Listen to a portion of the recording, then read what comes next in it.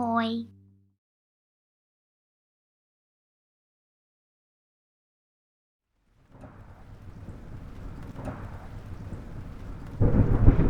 On a dark and stormy night lay an egg on a leaf.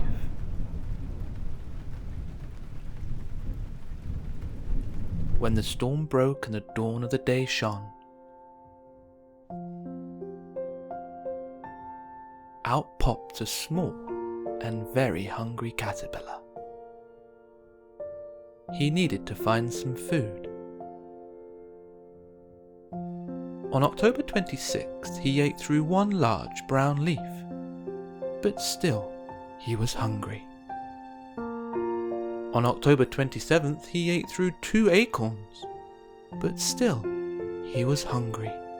On October 28th, he ate through 3 chestnuts, but still he was hungry.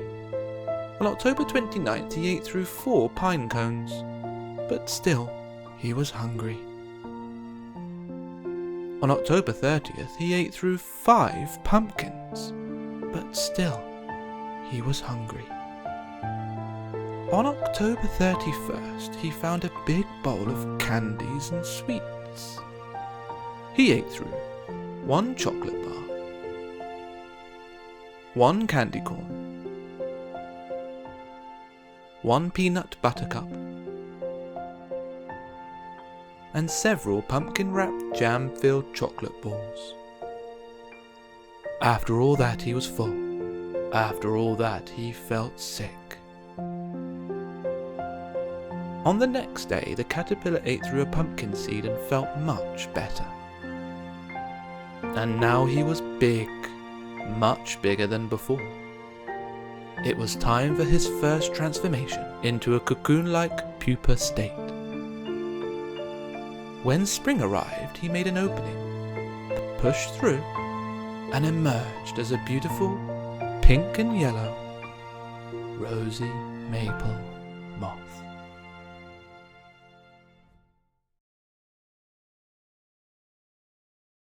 Little Miss Scary by Roger Hargreaves. Little Miss Scary lived near the top of a mountain in a house called Spooky Cottage. When it was dark, she would creep into the valley below, making sure that nobody saw her. And there she would wait very quietly until somebody came along. And when that somebody did, she would tiptoe up behind them, open her mouth wide and shout, "Boo!" And do you know why little Miss Scary did this? For fun. You see, she loved to scare people more than anything else in the world, and she was very good at it. She scared them stiff. Boo! She scared them out of their wits. Boo! She even scared them right out of their socks. Boo! About a week ago, Mr. Noisy went to see his friend Mr. Jelly. Mr. Noisy was worried because he hadn't heard from his friend for ages. When he got to Mr. Jelly's house, he knocked on the door. Spookily, the door swung open by itself. "Hello?" called Mr. Noisy as softly as he could, which for you or me would have been a shout. Then he heard a chattering noise coming from the bedroom. Mr. Noisy found Mr. Jelly hiding under his bed, his teeth chattering in fear. "Whatever's the—" began Mr. Noisy, and then he remembered himself. "Whatever's the matter, Mr. Jelly?" It's little Miss Scary," chattered Mr. Jelly, trembling in fear. She keeps jumping out and shouting boo at me." Mr. Noisy made Mr. Jelly a cup of tea, calmed him down, and told him what they were going to do. Just as it was getting dark, they hid behind a bush beside the lane that led up to Mr. Jelly's house. They waited until they saw little Miss Scary's shadowy figure creeping past them. Then Mr. Noisy and Mr. Jelly crept out from their hiding place, tiptoed up behind little Miss Scary and, at the tops of their voices, shouted, Boo! Now the top of Mr. Noise's voice is a very loud place indeed. So loud that little Miss Scary leapt 5 feet in the air, and when she came down she ran for her life. She didn't stop running until she was hidden under her bed, in her bedroom, in Spooky Cottage, at the top of the mountain. I don't think we'll be seeing so much of her for a while, Mr. Jelly, chuckled Mr. Noisy. Mr. Jelly? Mr. Jelly? But there was no sign of Mr. Jelly either. Mr. Noisy chuckled again and walked back to Mr. Jelly's house, to have a look under Mr. Jelly's bed.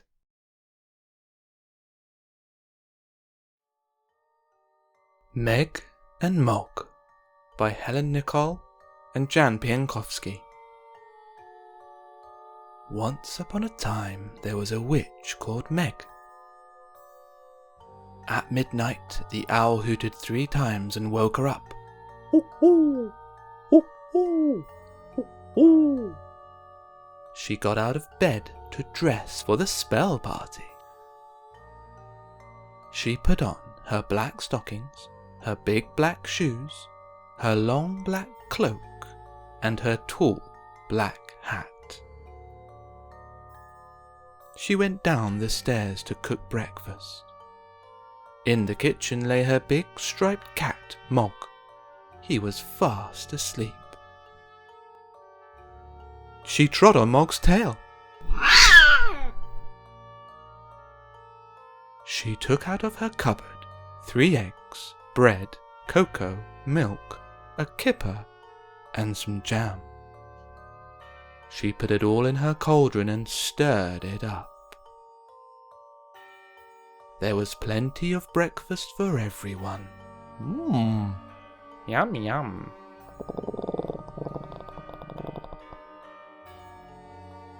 At 1 o'clock she got her broomstick, her cauldron, and a spider, and she flew up the chimney with Mog. Up in the sky she met her friends going to the party: Bess, Jess, Tess, and Cress. They landed on a hill in the moonlight to make the spell. Each of them had brought something to put in the cauldron. This is what they put in: a frog, a beetle, a worm, a bat, a spider. They all stirred the cauldron as they chanted their spell. Frog in a bog, bat in a hat, snap, crackle, pop, and fancy that! Abracadabra! There was a flash and a bang. Boom! Something had gone wrong. Bess, Jess, Tess, and Cress all changed into mice, and Mog chased them.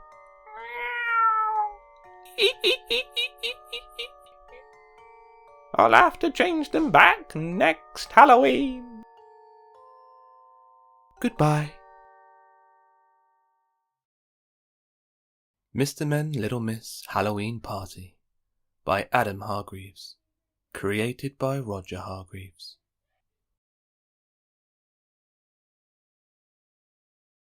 Mr. Happy had decided to have a fancy dress Halloween party, a trick-or-treat party. He spent a whole day decorating his house. He hung up bats and spiders from the ceiling, and cobwebs from lanterns. There were creepy crawlies on the walls, and a witch in the fireplace. Mr. Happy spent all afternoon carving as many gruesome-looking pumpkins as he could find. 2 of them looked rather familiar. By the time the guests started to arrive, the garden was covered with glowing pumpkins.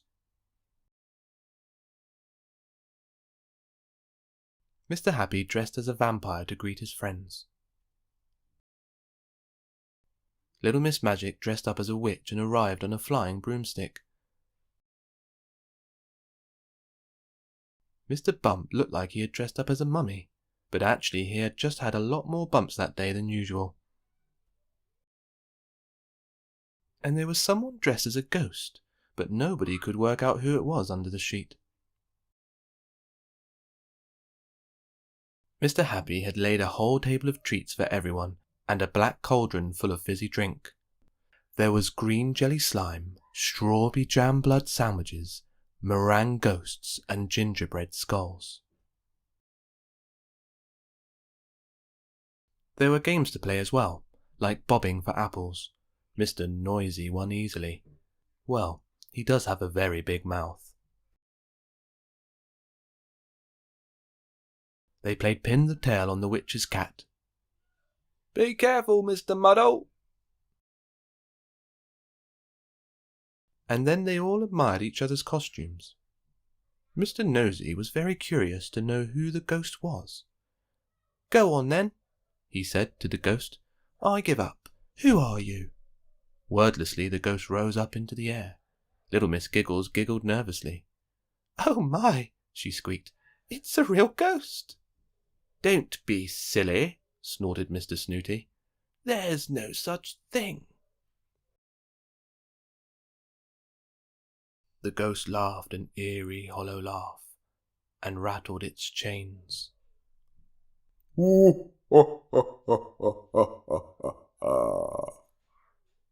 Everyone looked scared.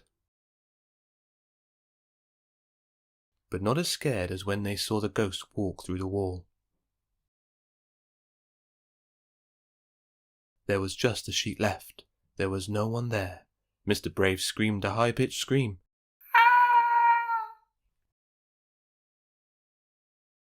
And then suddenly Mr. Impossible appeared out of nowhere. My goodness, laughed Mr. Happy.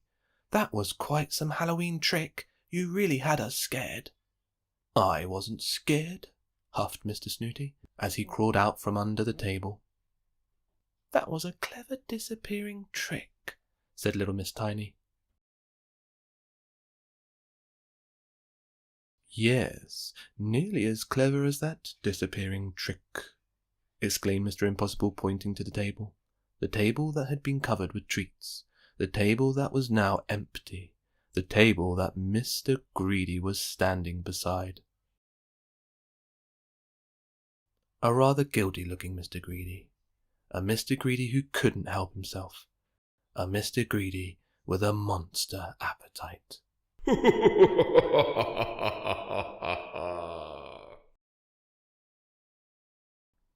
Funnybones by Janet and Alan Olberg. This is how the story begins. On a dark, dark hill there was a dark, dark town. In the dark, dark town there was a dark, dark street. In the dark, dark street there was a dark, dark house. In the dark, dark house there was a dark, dark staircase. Down the dark, dark staircase there was a dark, dark cellar.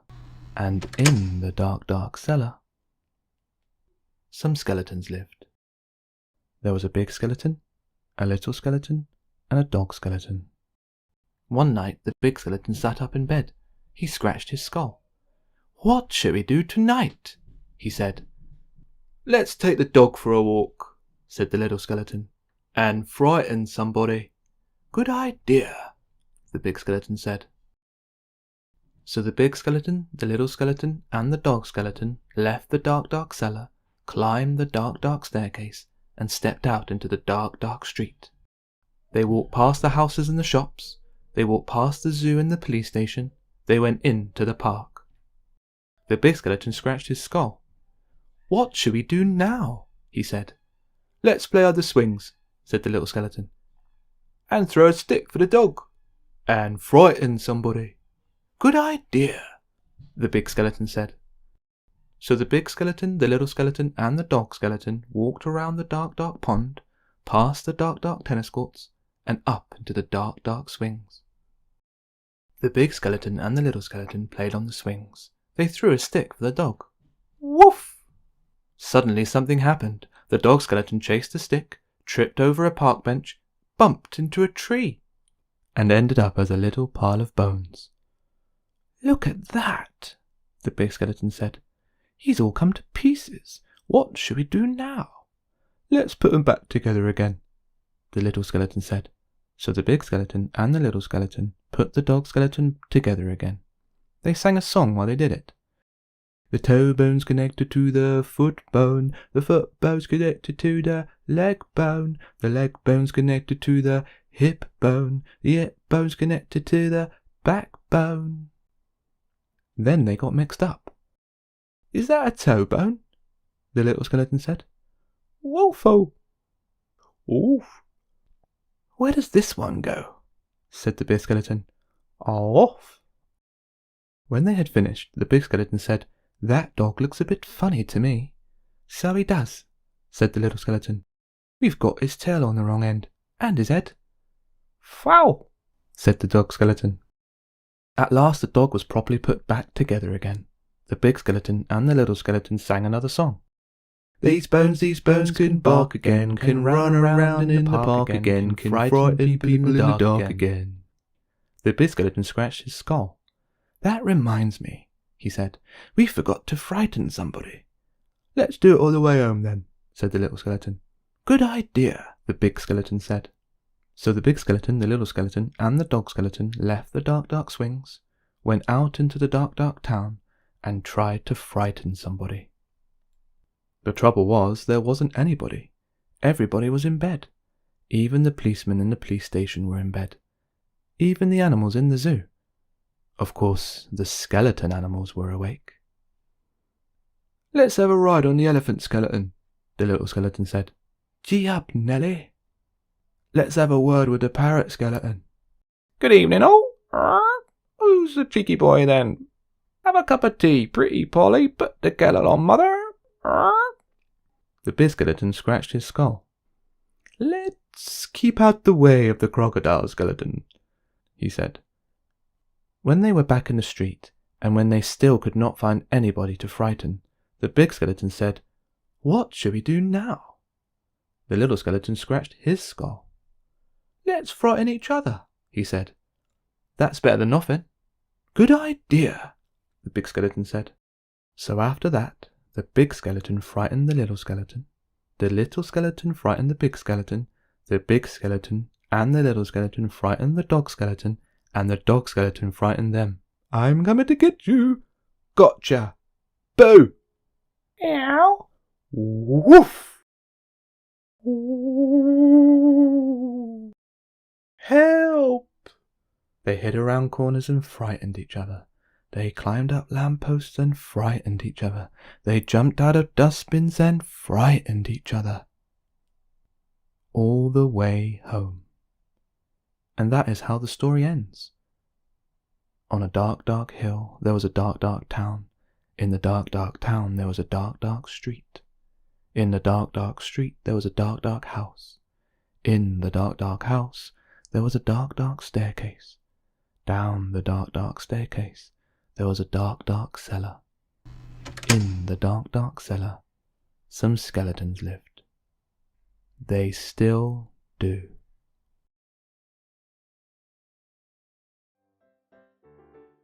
Little Yellow Tractor and the Pumpkin Patch. Little Yellow Tractor is very excited today. He's going to the pumpkin patch and not moving hay. Little Yellow Tractor loves work in the pumpkin patch. He lines a batch, locks into latch, and counts each catch. 1, 2, 3, 4, 5, 6, 7, 8, 9, and 10.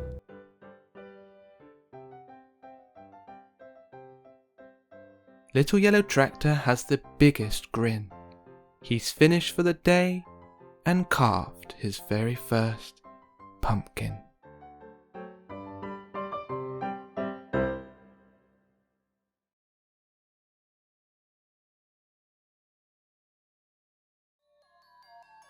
Quit calling me a monster. By Jory John and Bob Shea. Quit calling me a monster. Just stop it, right this minute. I'm being totally and completely serious here. It really hurts my feelings. I'm no monster.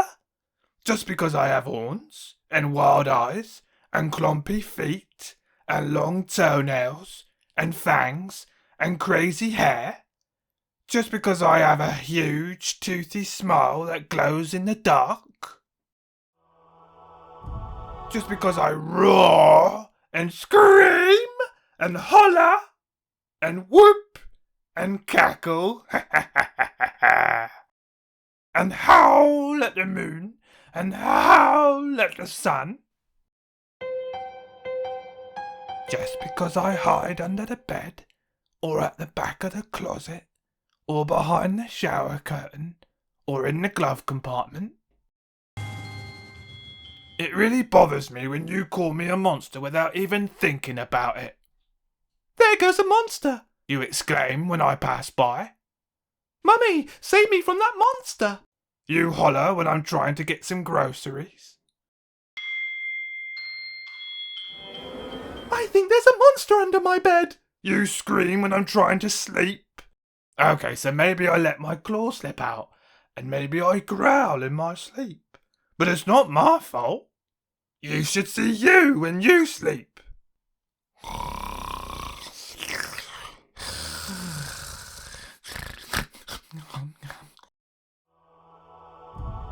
It's all very annoying.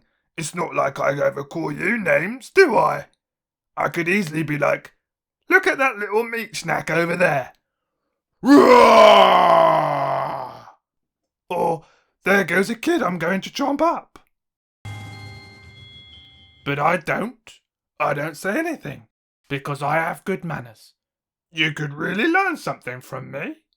Yep, I'm a monster with excellent manners.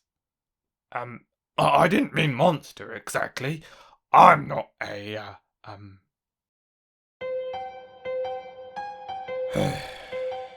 Okay. I'm technically a monster. After all, I have horns and fangs and wild eyes, and crazy hair and clumpy feet, and long toenails, and a huge toothy smile that glows in the dark. And my parents are monsters. It's all kind of obvious, I guess. Still, I really don't like being called a monster one bit. How would you like it? You wouldn't, that's how. So quit calling me a monster, everyone. My name is Floyd Peterson. Please call me Floyd Peterson from now on, and I won't roar at you like this. Roar. Or this. Growl. Or this. Growl.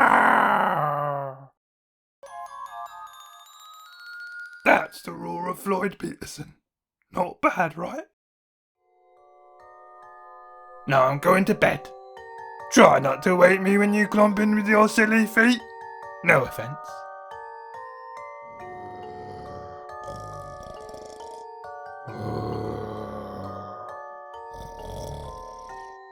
Daddy, I think there's a monster in my closet. No, son, it's just Floyd Peterson. Oh, okay. Good night. Much better.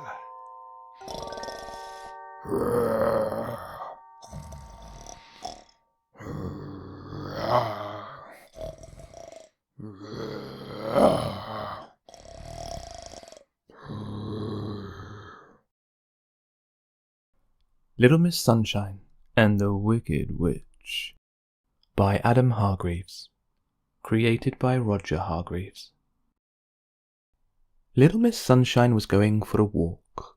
The weather was not very nice, but it takes a lot more than a bit of rain to dampen Little Miss Sunshine's spirits.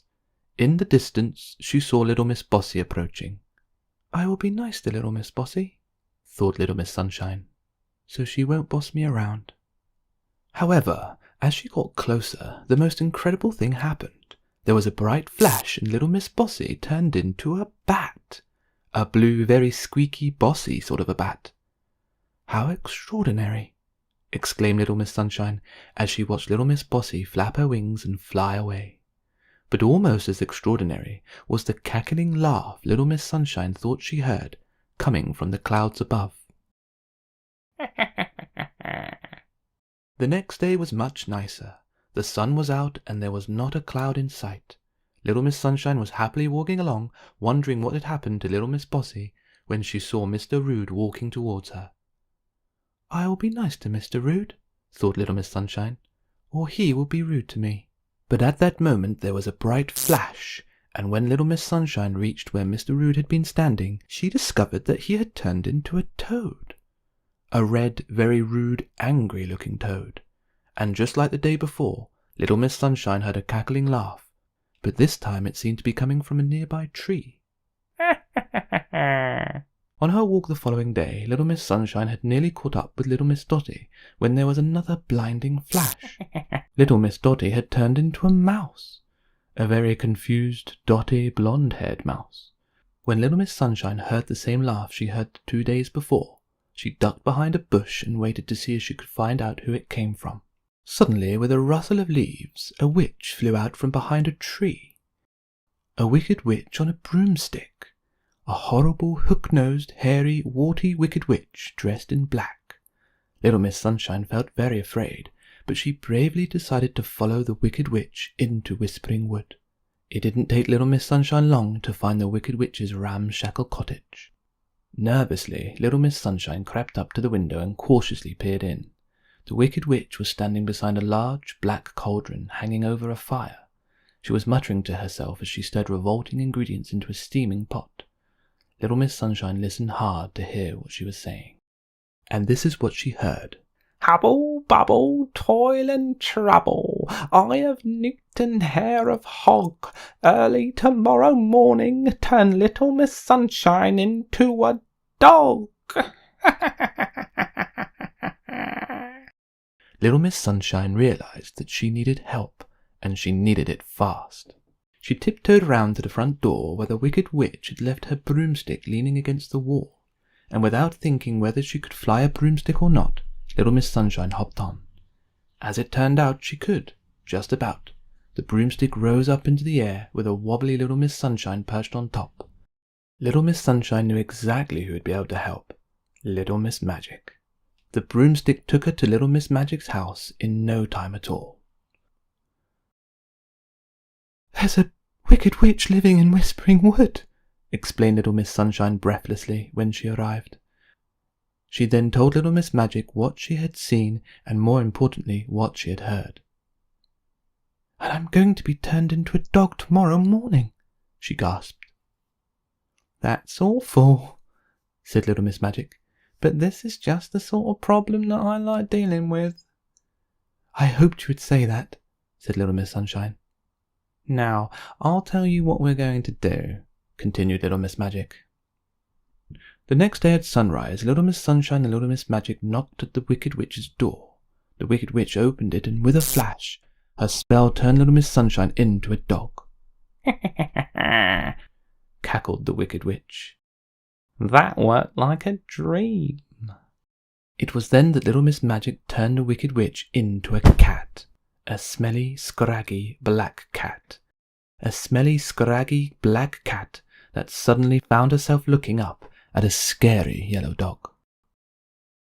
The wicked witch cat let out a screech and fled, and barking noisily, the Little Miss Sunshine dog set off in pursuit and chased the wicked witch cat far away, so far away that she would never find her way back. When Little Miss Sunshine returned, Little Miss Magic turned her back into her old self. She then found Little Miss Bossy and Mr. Rude and turned them back to normal as well. Little Miss Dotty took a lot longer to find, as she was hidden in a mouse hole, and being the dotty person that she is, she seemed not to have noticed that anything had happened. "Are you feeling all right?" asked Little Miss Sunshine, after Little Miss Magic had said a few magic words. "Why, of course I am," said Little Miss Dotty. "Why shouldn't I?" "Oh, no reason," said Little Miss Sunshine, winking at Little Miss Magic. "Although," said Little Miss Dotty, twitching her nose, "I really fancy a nice piece of cheese."